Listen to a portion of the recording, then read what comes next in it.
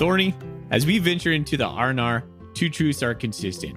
We love our dear Montana state, and we love great beer. And you know who else feels the same? Jeremiah Johnson Brewing. Brewed in the heart of Montana in downtown Great Falls, Jeremiah Johnson takes Montana's finest ingredients to craft some of Montana's favorite beers. And now, Jeremiah Johnson's second tap room is open in downtown Coeur d'Alene. Their Citra IPA is probably one of my favorites. But we all know, Thorny, you're not the hop lover I am. You're more of a mountain man Scotch ale. Well, Foley, I'm certainly not a mountain man, but you are right. I do love their Mountain Man Scotch Ale. But come game day, you and I are both cracking their Golden Bobcat Pale Ale. So when you're looking for a quality craft beer brewed with Montana roots, a relaxing tap room, or just a six-pack to take to your favorite Bobcat tailgate, Jeremiah Johnson delivers. Make your next beer a Jeremiah Johnson, and as always, go Cats.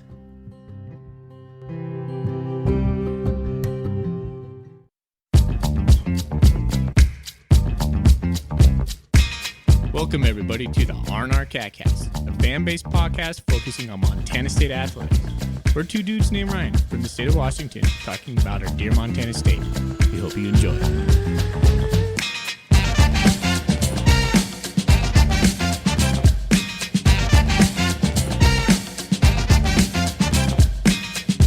All right. Welcome back, Bobcat fans, and thanks for joining us on another episode of the R&R Catcast. My name is Ryan Foley. Across the state from me is my good buddy, Ryan Thornburg. Hello. It is Cat Griz week. Cat Griz. Cat Griz. There it is. Right on. The best, worst week of the year. I hate it. Man, I love it gets us all feeling the big feels. It's stressful. I'm distracted all week, but I love it. I'm glad it's only one time a year. That's why I can never handle a Cat Griz playoff game. Right on, buddy.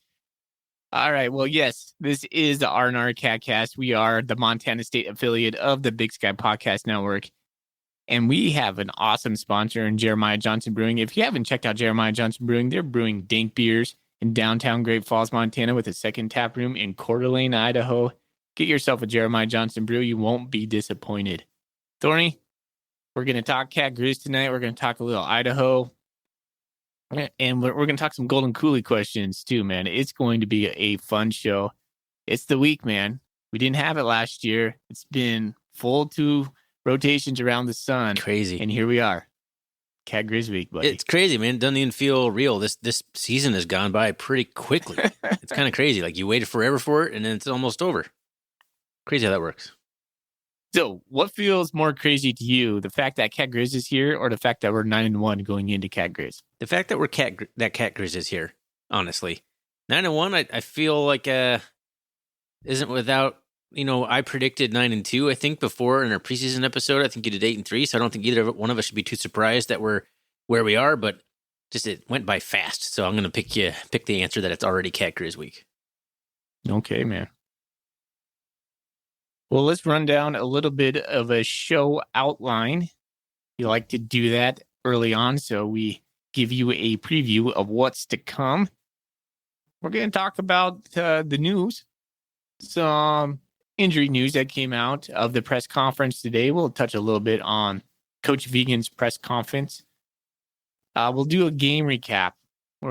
Just shortly, we're going to briefly talk about the game that was Idaho at Montana State and Bozeman, the 20-13 win. I wish we scored 30 points. I wish it was 30, yeah. Goodness. Wow, I was thinking about the Griz score there for a moment. After that, we'll get into the Montana State game, the Cat Griz. We will never call it, I don't know, we've talked about this prior or later or years past. Are you a Cat Griz? Is that it for you? Brawl of the Wild? What do you got? I like the Brawl. I like to call it just the Brawl. I don't like to call it the Brawl of the Wild. Like the Brawl or Cat Griz. The only 2 acceptable answers. Right. I don't think I've ever called it just the Brawl. You're missing out, man. Okay. All right. So yeah, we'll get it all into the Cat Griz, everything about Cat Griz, and then before we do any of that, we're going to talk about what's in our Golden Coulee. I sent a Golden Coulee out to Mechanical Cat today. You'll get your Golden Coulee, buddy. Who's Mechanical Hopefully Cat? by Cat Griz.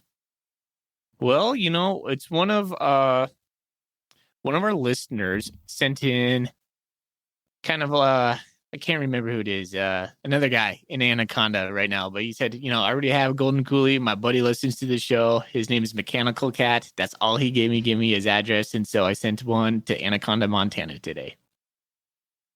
Nice. Well, that's cool. Yeah. Nice. Love sending out the gear. You don't necessarily have to have a question of the show. Yeah. Like Ryan has said before, just ask him. Biggest, worst kept secret there is. Just ask him for something. He'll give you something. And if you ask me for Golden Coolie, you're probably going to get one. I only have 8 left though right now, man. We are running low. Good. It's time to get the new fresh one out there to the people. Yeah. We'll have to order some more. You know what that means. Ooh. I'm cracking my beer. So why don't you? I assume yours. Oh my goodness! I assume yours is already cracked. So why don't you actually talk about yours first while I'm able to taste mine? Because I haven't done that yet. All right. I have a beer that's been a repeat for me on the podcast this year. It is called Hazy Wonder from Lagunitas. And I didn't buy this. It was in my fridge. I know it's the biggest week of the year. But we had this terrible windstorm in Spokane tonight, and my wife wanted me just to get home to be safe. So I didn't stop at any establishment to buy beer. So I just picked one that was in my fridge. I know, kind of lame, but that's what I got. Yeah. It's you don't get to call me out on stuff like that. I know it's a windstorm, but I actually bought mine.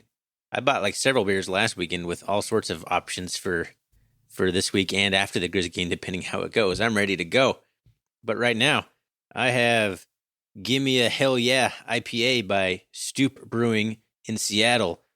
And I actually like it. I took a sip of it, never had it before.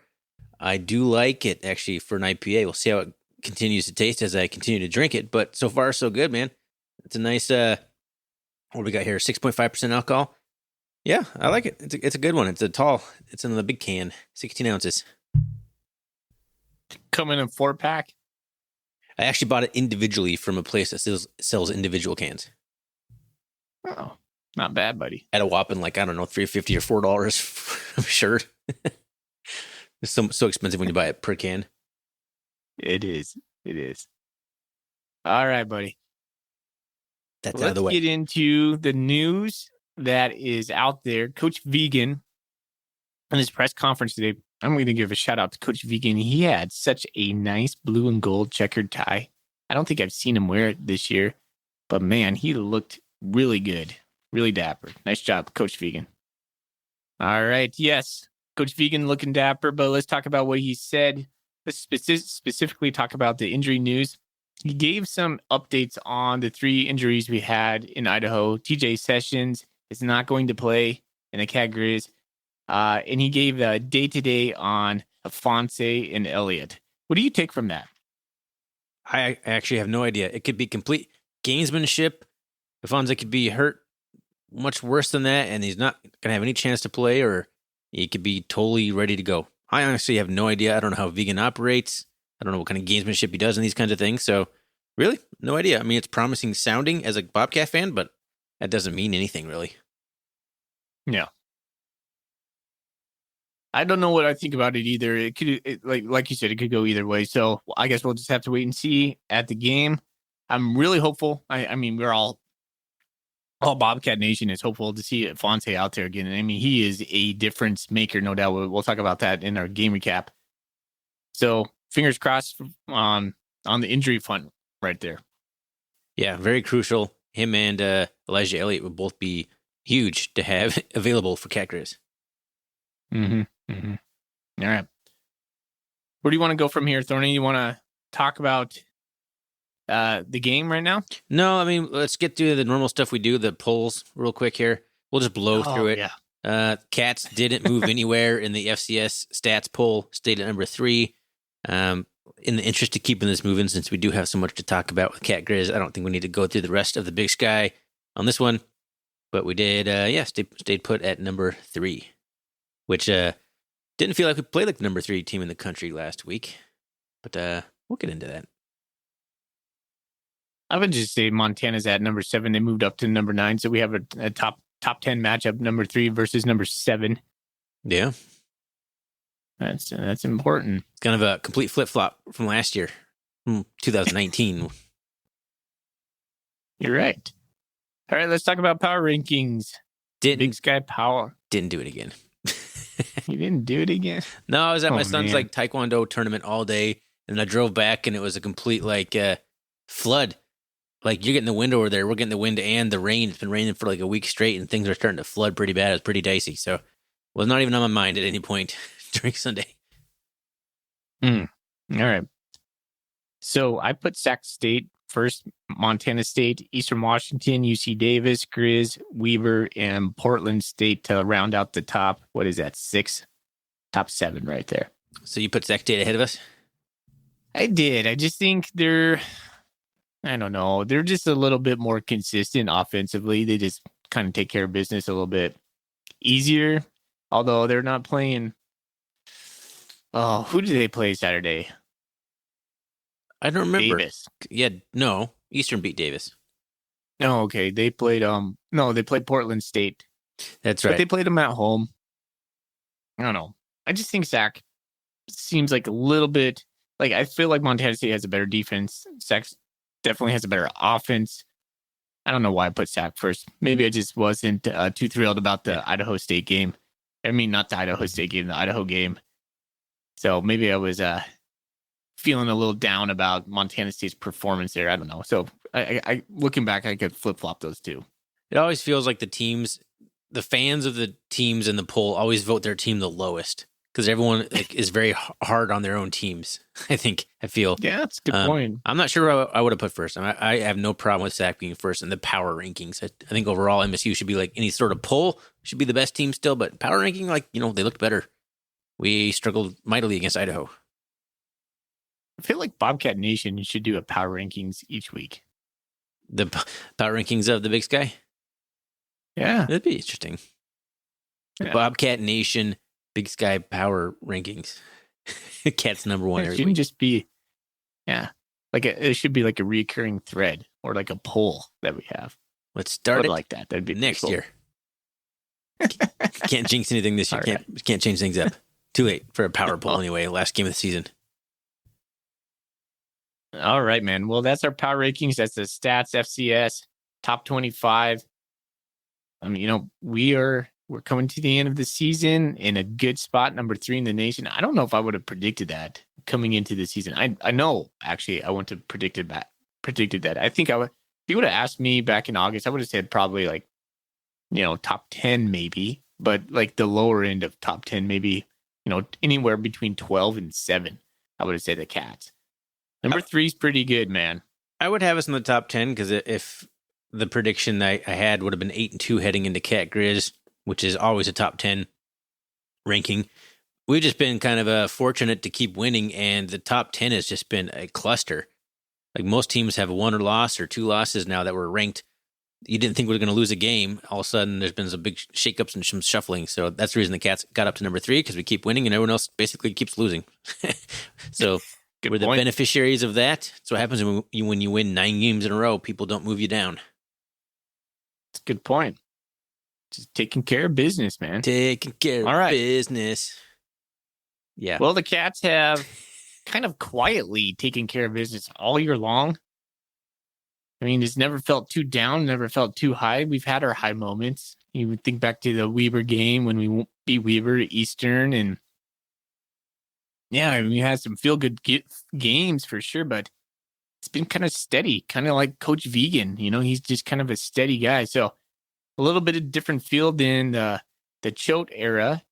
But, here we are, 9-1, going into the Cat Griz. Let's talk about the Idaho game that was just here in Bozeman last Saturday. All right, let's do a rundown of the stats. Like Foley said earlier, Cats won the game 20-13, and that's pretty much the first down totals, 20-14. Bobcats have 20 first downs there.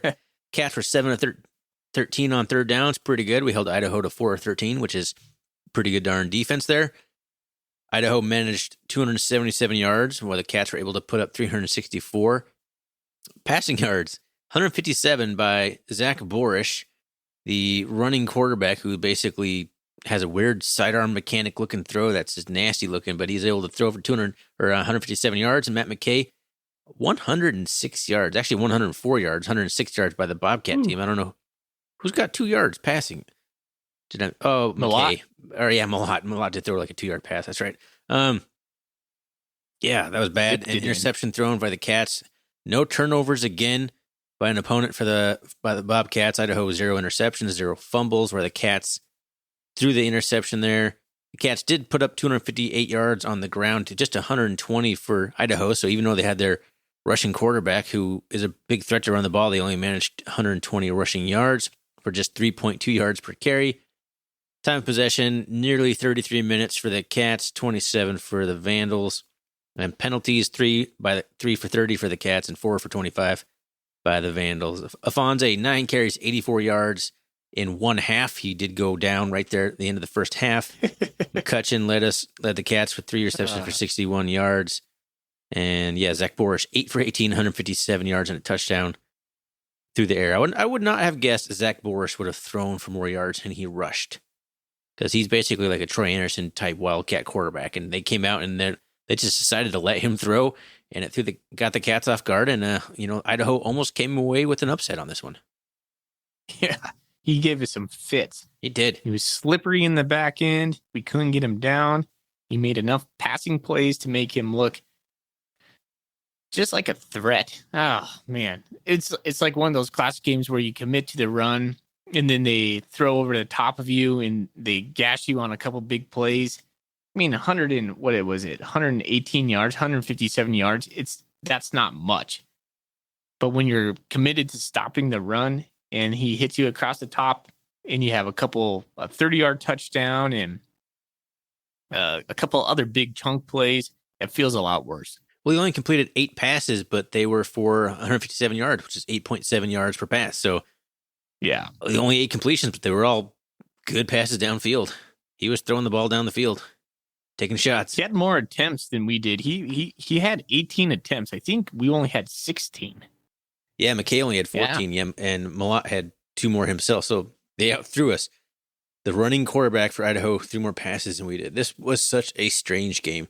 And that's like, the third time we've said that this year? Like, this is just a strange game. It's just how the Bobcats roll, I guess. I couldn't pick up on it from anything Coach Vegan said, but I did have a question about that, Ryan. I was wondering, do you think we only attempted 16 passes because of the wind?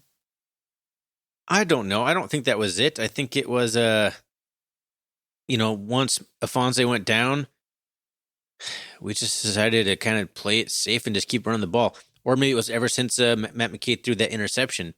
Things kind of maybe changed then. I don't know if it's necessarily the wind, because we came out firing and McKay was looking great until the interception, and then it just all went after that. So I don't know if McKay got tight after that, if Housewright got tight after that, if they both got tight after that. But I think, I don't think it was necessarily the wind that we only attempted 14 passes. I think we kind of had some internal things going on that led to that more than the wind.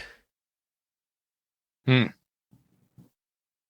was quite the turning point in the game. I mean, I feel like that's the big conversation on Bobcat Nation right now, is the Housewright versus McKay, or is it just like blaming Housewright for play calling? Do you want to get into that right now? Let's do it. We need to be out of this chatter. Okay. We got about 10 minutes left to chat about Idaho, worst case scenario. We need to talk about this. There's a couple topics we need to talk about that Bobcat Nation is just buzzing with. There's Malott versus McKay, of course, and then there's the Housewright play calling. And I really don't know where I stand. I've thought about this quite a bit. I want to say it's more execution related, but I'm not so sure. I don't think Housewright's putting McKay in positions to succeed all the time, but I think it's also just part of a larger dynamic within the team. Like, we're a ground and pound team with a solid defense. You don't need to push it in the passing game. And that could just simply be what Housewright's doing. Like, we know that teams aren't going to score more than 2 touchdowns against us, so why do we need to throw the ball 25 times a game? But I think we could do better when we do pass the ball. We could be smarter when we do. It's not so much like the amount of passing we're doing. It's just there's so many easy completions in a variety of playbooks you see all across all levels of football, and the Cats just don't ever seem to do them. And that's the part that's just baffling, I guess. But I don't know if that's McKay not going through his reads or... Yeah, exactly. Screen plays. When was the last time the Cats ran like a screen pass? Right. We had a really... I don't know. Was this the game that we had a really bad shovel pass that was basically tackled? Like, as soon as the guy caught it? I guess that's kind of a screen pass. Sort of. Where do you stand on that? Yeah, I mean, so Idaho is, 10th in defense in the Big Sky going into this game. Their defense, I mean, their back end defense was very susceptible. We didn't even like try. Like I kept waiting for, like, honestly, Ryan, I kept waiting in the second half. I was like, we're gonna hit a bomb to McCutcheon and this thing's gonna be over. Like you said in the R&R After Dark, you just kept waiting for a player to make a play so we didn't lose. And I thought that was gonna come kind of like in Eastern Washington when we were backed up on the 2-yard, 5-yard line. We hit McCutcheon down on the side for a 50-yard play, and then we ran it in 2 plays, 95 yards. I kept waiting for that to happen, and it didn't happen. We didn't test over the top. I just don't know why. That's why my question to you was it the wind? Were we playing it safe? Did we not want to turn it over there? I'm not sure. So kind of a frustrating game on the offensive side. I think Afonso going down was certainly the linchpin on keeping it conservative thereafter. We brought in Tommy Mellott. We didn't bring in Tommy Mellott to necessarily, say, this is our guy. This is Matt McKay. You're not doing it. Now it's Tommy Mellott's time. No, that's not it. That's not it. We needed Mellott in there because he is a capable and a good runner. One of the best Bobcats we have with a football in his hand. Mellott was key to keeping that offensive going when Elliott went out. So Afonso goes out. Elliott goes out. We needed Mellott to run the ball. That's why Mellott was in there, and he did a damn good job. But I'm just not convinced that we couldn't go over the top or, work the passing game to our advantage against that secondary of Idaho. I mean, that goes back to, though, how safe do you want to play this game? You know that you're controlling Idaho. You know they're not going to score many points. Yeah. Do you try and throw over the top from a quarterback who maybe is struggling a little bit with his confidence in a windy situation, or do you bring in basically your third best running back, which is Tommy Mellott at this point, even though he's a Wildcat quarterback, but he's still probably the third best rusher on the team. And he comes in, good point, and carries the day. So I think that's what they were doing. I mean, we saw they were going to use Elliott. He had 6 carries for 49 yards, 8.2 yards per rush. And he got hurt. Yeah. So I was like, all right. Afonso only got 9 carries. And then Elliott came in, got 6 carries. And now they're both out. Like, what do you do? And then Lane Sumner ended up getting 14 more carries after that. We rushed the ball 50 times in this game for 258 yards, which is 5.2 yards per carry, which is, it was okay. It didn't look that dominant. Looking at the stats, like the stats look better than the game looked, in my opinion. 50 carries, 258 yards, and 3 touchdowns sounds pretty good, but not how it happened, and certainly not watching it unfold. No. Yeah. Well, I thought this game was going to be just a mucky muck game all along, and it was. And so I'm not surprised. Idaho is a bad matchup for us. They play our style. They want to be physical. They have a great front seven. Trey Walker is as advertised. He is one of the best. He is probably the best linebacker I've seen so far. I mean, we're going to talk about Montana's linebackers here in a little bit, but Trey Walker is an absolute stud. He put a couple licks on some guys. Where he's just like, yeah. He nailed he's McKay. Real. McKay, got to get down there, buddy. Hey, before we get off this quarterback thing, I want to ask you a question. Why are we not passing over the middle? Anything inside the hash marks? I mean, the middle is... I mean, we're doing over the middle on like the drag routes that are like 2 yards short of the first down. But other than that, like nothing up the seam. I mean, it is the most dangerous part of the field to throw the football. Yeah. And that could simply be just a lack of confidence by McKay himself to push the ball down the middle of the field. I mean, it's not like the Bobcats aren't running guys up the middle of the field. That's the thing that sucks about watching on TV. The camera's not like panning down, so you don't see what the receivers are doing. Good point. I doubt they're all just running along the sidelines and then over the middle, like on slant routes. There's got to be guys doing pushing up the seam and stuff like that. So I don't know what it is, man. It's frustrating to watch, and I wish we would attack it more. There's so many things I wish the passing game was doing, and that we've seen them do a little bit, but we haven't really seen them throw over the middle like at all this year. And I don't think it's going to start this week against the Griz. As much as I'd like it to. Ooh. Yeah, I mean, that's the place where the Griz get soft because they blitz so heavy that they leave that open zone over the middle of the field. So that's something I was thinking about today. We didn't see any passes to tight ends. That's a big, like, why? Like, golly, we sometimes have harped on this podcast, like, we pass too much to the tight ends, and now we don't do the tight ends. It's game to game. It's not consistent. I have no clue on that. That to me seems like a for sure option. Like, come on, that's 4 to 5 yards, easy. Why don't we do that? Yeah, if you have a struggling quarterback, like those are some easy completions, even if they're 2-yard gains. Like that, you got to get some confidence going. I don't know. It just doesn't seem like we're doing much there. And yeah, not a single reception by a tight end in this game. I think we may have targeted one or two. I think I might be confusing my games now. But, you know, we're just not doing it as much as I like. And we have very capable tight ends. Why not use them? Yeah. Especially in the red zone. Red zone offense is continuing to be kind of a stumbling block for the Cats. You'd think we'd throw it up to Pickering or Davis. I haven't seen that happen in a while. So that's something I would like to see the Cats to do. And I think the passing game to the tight ends, I think, is going to be a key in the Cat Griz game as well. So hopefully we're going to see that in Missoula. I know that's going to be something we need. I don't know what the Cats are going to plan for against that attacking defense. We're not going to talk about that right now. We need to kind of wrap this Idaho conversation up. Thorny, what else do you want to talk about Idaho? We got about 2.5 more minutes. We've got a few minutes. We've allotted to Idaho. Well, I'm going to pass it back to you. There's something that we could talk about, but if you have anything more important, I'll let you.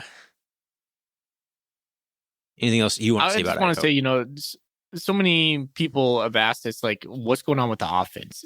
We don't know. Like, Ryan and I, we are as confused as you guys. I think it's a confluence of many things. I don't think it's just one thing. I think Ifanse going out was probably the biggest thing that affected our play calling, or just offensive performance in that matter. Elliott being out too, because Elliott's certainly a capable back. So again, we're talking about one game. So I want to give credit to Idaho as well. Idaho had a good front seven. They have good linebackers. They have dudes. I mean, they're not pushovers. And Idaho plays this tough typically. So they get up for Montana State. They look like I thought they would, honestly. I didn't feel like we were going to blow past Idaho. I remember looking at all the predictions on the Bobcat Nation and thinking, like, these guys, I don't know who you think we are, but Idaho's going to keep it close, and they did. So a lot of question marks, but I think it's not just one thing. I think it's a lot of things. I don't know, but it's certainly taken a turn, and I know it directly correlates with the tougher competition, but we're only scoring a little over 20 points a game in the last 4 games. Yeah. It's just not going to do it. But maybe it is when you're holding your opponents to like 12 points a game. Less than 20? Yeah. Like, I feel like we're kind of like the J Hill Weber State teams that are winning like 16-13 in previous years. Like, that's kind of what we're turning into. It's ugly. No one likes to watch it, but it's winning ball games still. So that's really, it's hard to complain too much when we're winning every single game. And when you have a defense that's playing like our defense, you need to not make mistakes. You need to win the time of possession, limit opposing teams' opportunities and play counts, and you need to have enough play counts of your own to eventually wear the team down.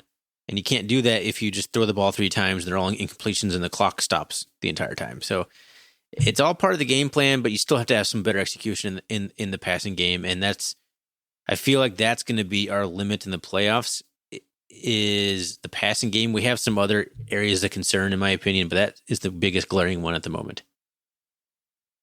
Yeah, I can't argue with that. All right, man. That's 30 minutes right there. Cat Griz. It's time. Woo! And now that we're here to talk about it, I don't know what to even talk about. I have so many notes written down. I have so much research done, and I don't even know where to start. How do you want to frame this? Yeah, so let's just start. Like, what does this week do to you? Okay. It makes me not be very productive at my job. That's a start. If I can really dig into work, then I'm able to tune it out. But I just all I want to do is consume media in all various shapes and forms. I want to see what the Griz are saying about the Bobcats. I want to see what the Bobcats are saying about the Griz. It ties my stomach into knots. I get excited. I get nervous. I get pumped up. I get jacked. It's all the feels, man. It's everything. Lose sleep. You wake up. I sleep like garbage all the time, so it's nothing's different there. Oh man, I do want to sit there and if I have to get up in the middle of the night and get my daughter back to sleep, and I come back into my room and I just want to sit there on my phone and read Bobcat Nation for 45 straight minutes. That doesn't help. I find myself waking up about 5:30. Normally it's because I have to pee, but then I'll start thinking about the game, and then I can't go back to sleep, and so I'm just sitting there trying to half asleep, but I'm thinking about game scenarios, and it just never goes away during this week. I think you put it good when you said you love hate this week. It's exactly it. I love hate this week. It's a hard week to live through. I mean, it's the ultimate feeling on a Saturday when you win. It's the worst feeling when you lose and you feel like the world's just crumbling around you. How are you ever going to get back? How are you ever going to raise your head again? It's terrible. But it's not here yet. It's today's Monday, man. We got a lot to look forward to. It's only Monday. Week. Yeah. When we record this right now, yes, it's Monday night. And hopefully on Saturday night, you and I are doing R&R After Dark. Just elated. I'm looking forward to that moment. I put the poll out on Twitter today. Your idea here, what people thought about Cat Griz Week. Is it the best, the worst, just another week? I threw that in there, just kind of a throwback to some Rob Ash, and somebody picked up on it, so kudos. And then my fourth option, because Twitter lets you do 4, I just said beer. The best. People voted it. The Cat Griz Week is the best. 76% people have said that. 14.7% said beer. And just 8% of people said the worst. So people think beer is better than this being the worst week. So I think it's pretty unanimous that people think this is the best week of the year. It's the most stressful week of the year. That's all. It's like the worst best. I don't know any other way to say it. I love to hate it. Oh, man. I hate to love it. Only to be if we played the Griz in the playoffs, that would be the worst. No. Oh, gosh. I think that would be the worst. Whoever won that game would have bragging rights forever. I couldn't handle it. You could win the regular season, but if they beat you in the playoffs, then it doesn't matter anymore. Oh my gosh. I get have a heart attack that week. Yeah. I get too anxious for regular Cat Griz. I would not handle that. So let's not ever do that. No, please no. Please no. All right. This goes back to a conversation we had with Coach Vegan in August. It was actually July. You and I got to talk to Coach Vegan. That seems like so long ago. But one of our questions was, how are you learning about Cat Griz? Who are you leaning into to kind of give you the importance? And we're going to play for you that audio right now. Here's what Coach Vegan has to say about the Cat Griz. I mean, you've probably been Cat Griz to death, but my question on that whole topic is, who do you lean on in order to feel the importance? Who's been teaching you about the Cat Griz? Who's your go-to? Well, I've gotten some fair advice, some fair suggestions when I went across the state. So I would certainly lean on those people somewhat. But I think ultimately it's the players. I think in particular, to me, it's your Montana natives.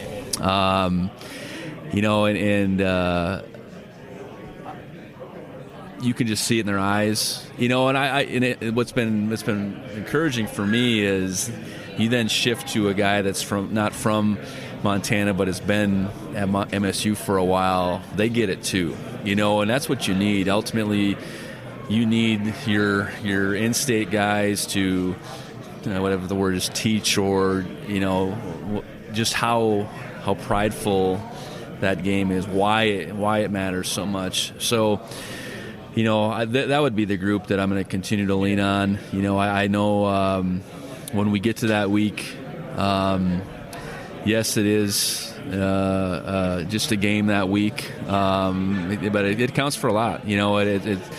It counts for a lot within the state, within each one of the communities across the state.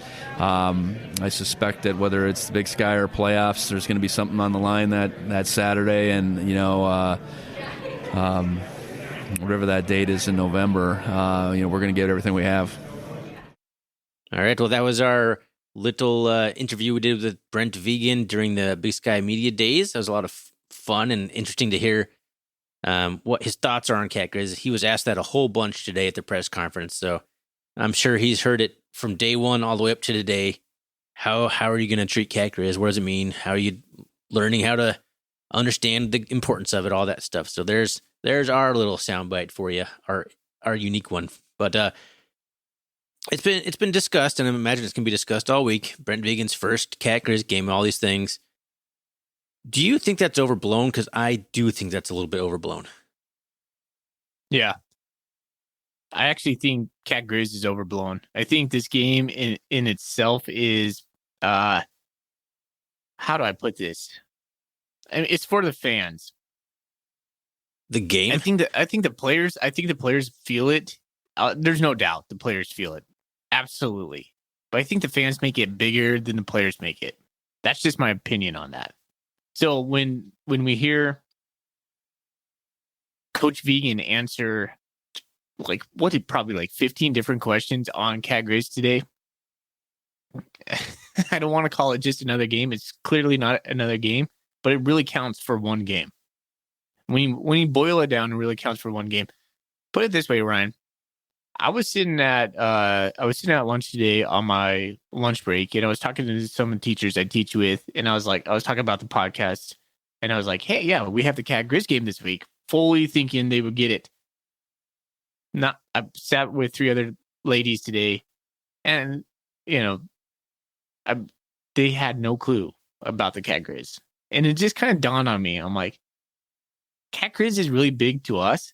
But is it big to everybody? No, it's not. Of course not. So, no, it's FCS football. Okay, well, but my point being is this.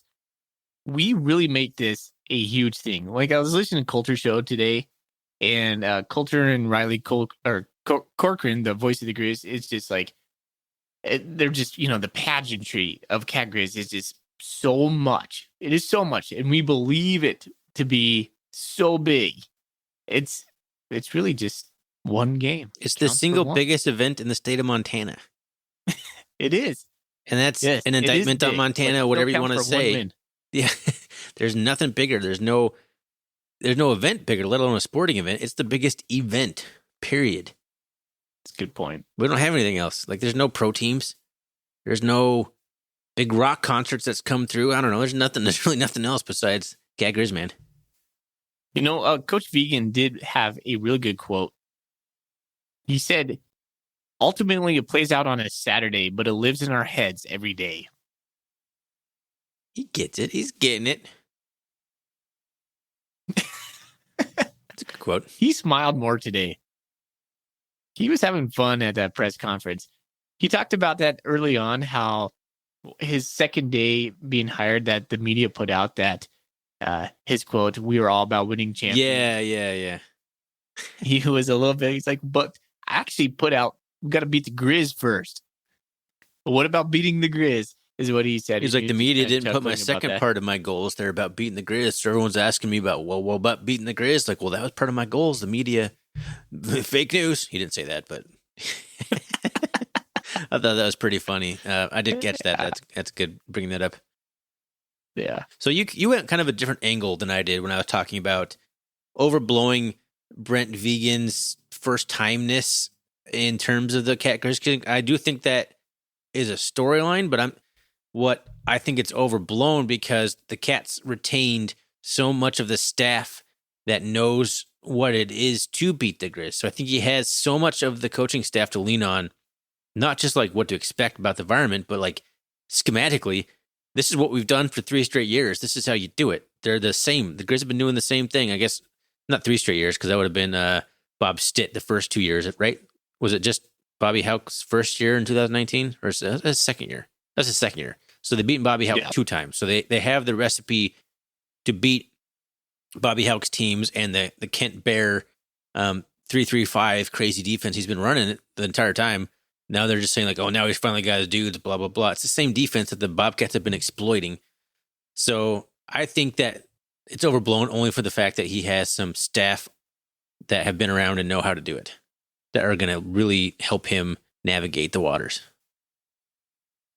I don't have a single thought on that. So I love it when I make you speechless. It's I'm either like, I just achieved greatness, or I stupefied you. I never know which one.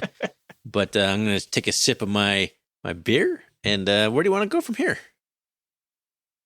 Well, I'm throwing off. Let's what did I do out. to throw you off? What did nothing? I just didn't know where to go from there. You made a great point, and I was like, "That's exactly it." And I don't know where to go from. So I'm gonna piggyback off this too. So we're talking about the coaching staff.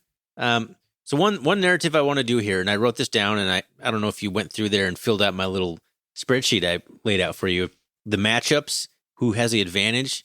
But one of the things that I think the Cats do have the advantage here, before we get into that whole thing, and this is kind of branching out from the coaching staff having experience winning in Missoula or against the Griz, we have so much senior leadership that has won all these games, that haven't lost to the Griz, period. So I think that's another big key factor for the Bobcats, is they're just guys that haven't lost to the Griz, who this means everything to. This is their senior campaign. They're going to do everything in their power to not lose that game. And something I just thought of while talking about this, Troy Anderson didn't even play in 2019. That guy's going to be fired up to play in Missoula. It's his last Cat Griz. He missed the last one. He's going to be raring to go.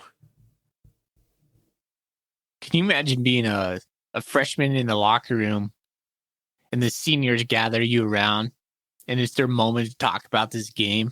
And they say, we haven't lost to the Grizzlies, and we're not about to. We don't do that here. And here's how we do it. I would love to be a fly on the wall. Oh, man. That would just talk about Vim, right? Yeah. Oh, man. Yeah, you don't need Brent Vigen to be Jeff Choate in this game for sure.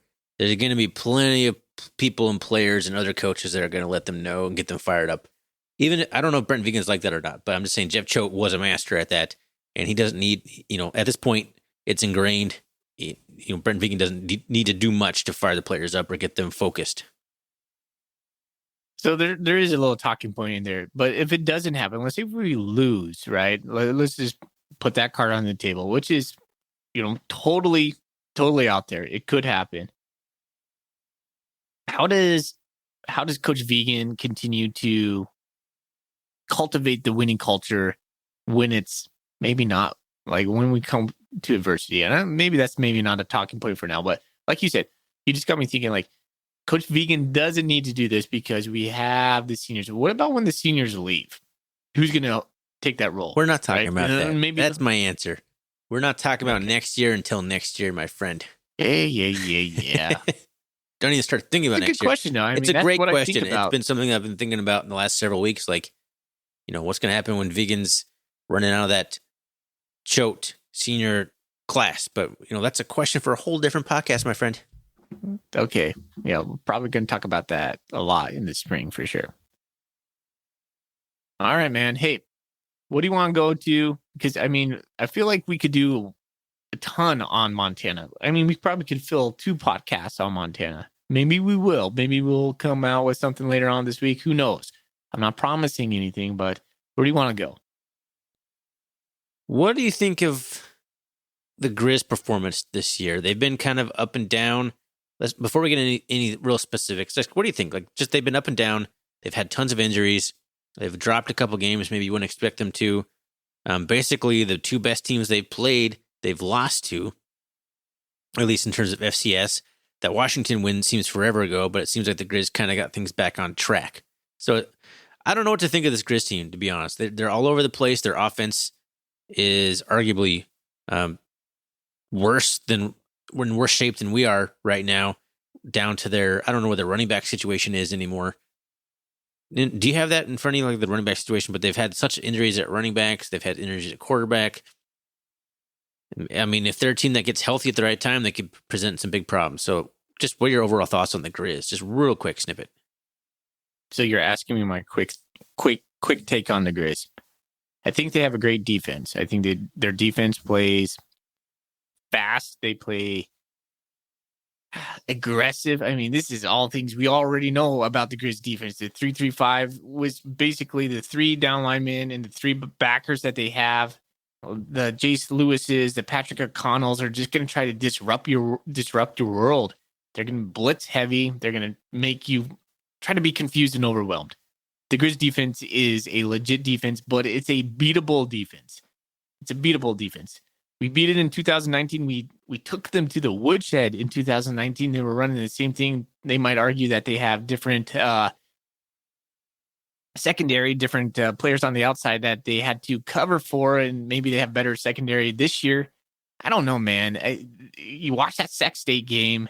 You watch even some of the lower level teams that played against them. I think they have some holes in their defense. It's like feast or famine, and when it's famine, you can really take advantage of it. So, can Montana State take advantage of the Griz defense? Their offense, Cam Humphrey is a good quarterback. He could be sometimes a great quarterback.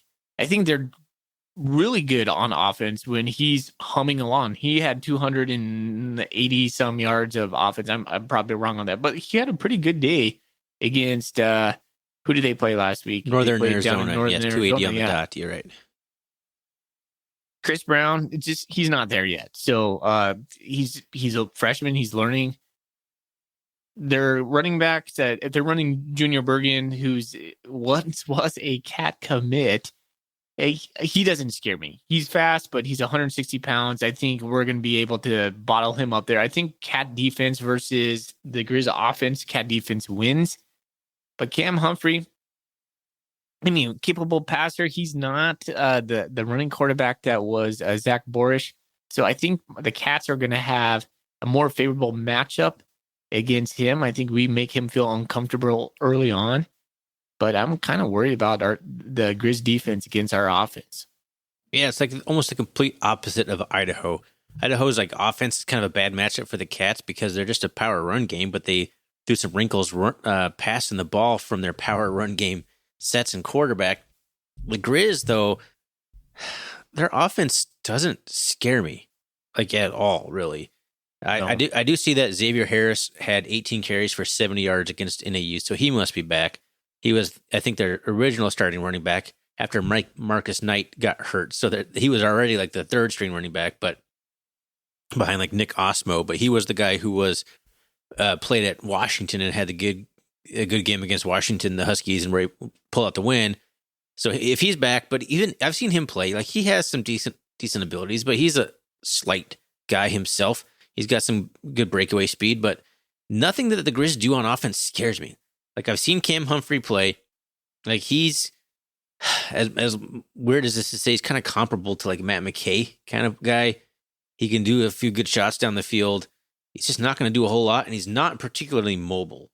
Like he can get some yards. He'll get 5 or 7 yards scrambling when he can. I think the Cats are going to eat up Cam Humphrey and Xavier Harris and Junior Bergen or anyone else that they throw out in the running back room. And I think with the injuries and the Griz having like 2 offensive linemen like quit in the middle of the season, like citing mental health reasons or something like that.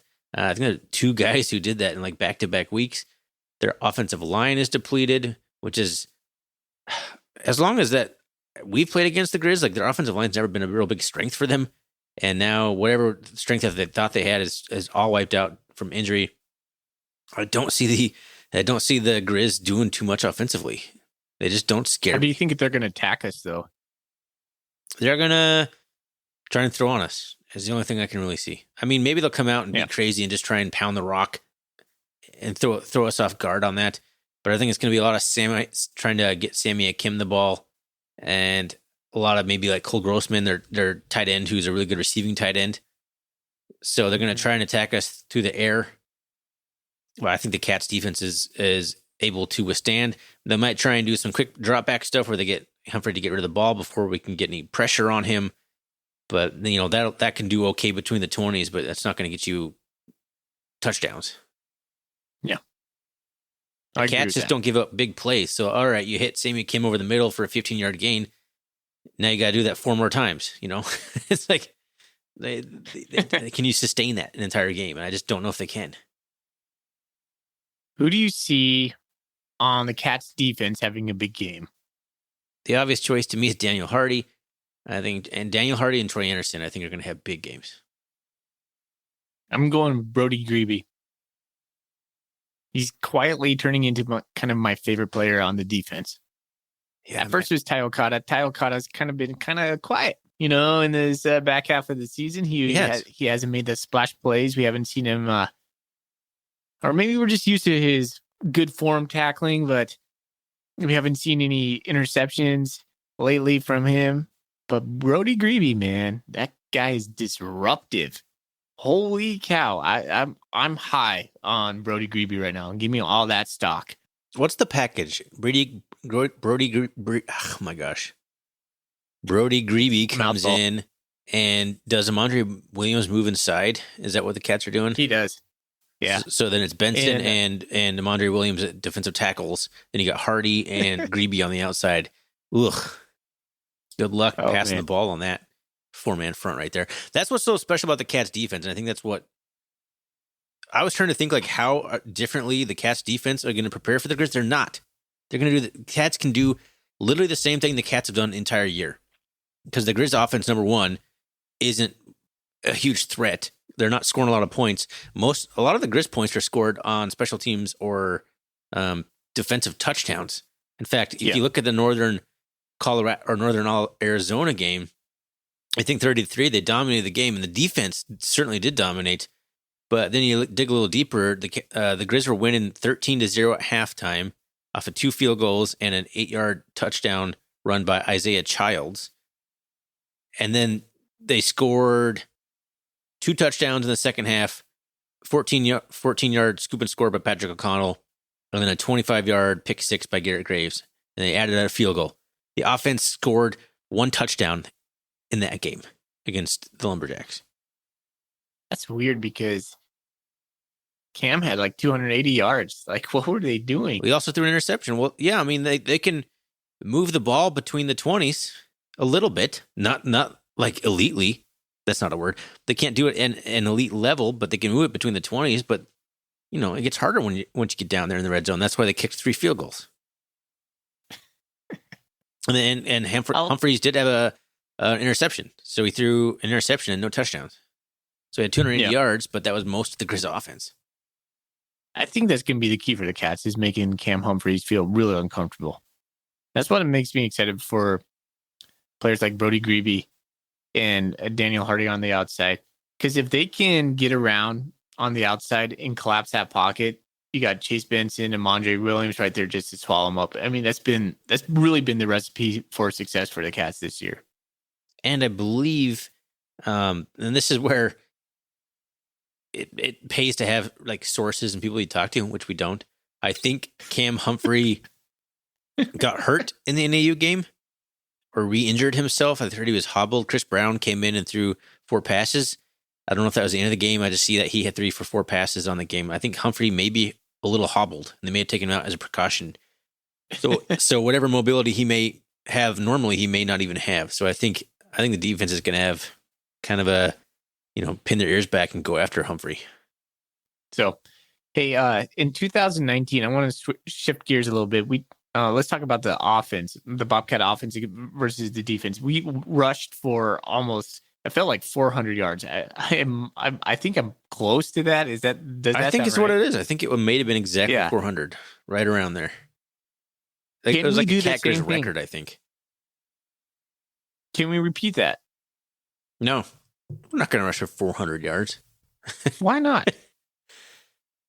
For number one, our offensive line isn't what it was in 2019. I think that's something that Cat fans are talking about a little bit on Bobcat Nation, but it's not talked about enough. I don't think that the Cat offensive line is taking a little bit of a step back with Mitch Brott graduating, Connor Wood transferring to Mizzou, a guy who was expected to be good. Jacob Kettles was hurt for the season, and now TJ Session, the guy who's been playing pretty admirably. He's been up and down, but he's a freshman. He's gonna be a good linebacker. He's gonna be a good lineman, but he got hurt in Idaho, so now we're down to Rush Reimer, a freshman, getting the start at Cat Griz. That's not a good place to get your first start. No. So I think the offensive line could be a holdback on that. I'm curious to see if we want to just do a rushing attack and go like what we have been doing in Cat Griz. Like, why not move Lewis Kidd back to the right side? I think he's better over there. He may be our best option at left tackle, but if we're not going to throw the ball for more than 15 times a game, and if we do, it's going to be quick little passes. Like, we don't need a left tackle pass blocking for 5 seconds. Like, move him over to the right side next to Tui Sisopo and start road grading again. Yeah. But the real thing, though, we're definitely not running for 400 yards if Afonso and Elisha Elliott are out of the game. Yeah. Well, even if they come back, they're probably Elliott's got the ankle. I don't imagine that's going to feel 100%. I don't know really what's going on with Afonso. We've heard it's the upper body. We heard it's the lower body. We heard it's soreness. It just seems all over the board. Do you have any insight on what's going on with Afonso? Have you heard anything? I haven't. I have not heard anything. I believe the play he got hurt on, I think he just got landed on hard by a couple defenders. Like, they tackled him down and they landed on top of him. So I don't know if it's like a rib, a shoulder. It seems to me like it'd be upper body. He didn't look like he was limping when he was walking off the sideline, but he just was walking very slow.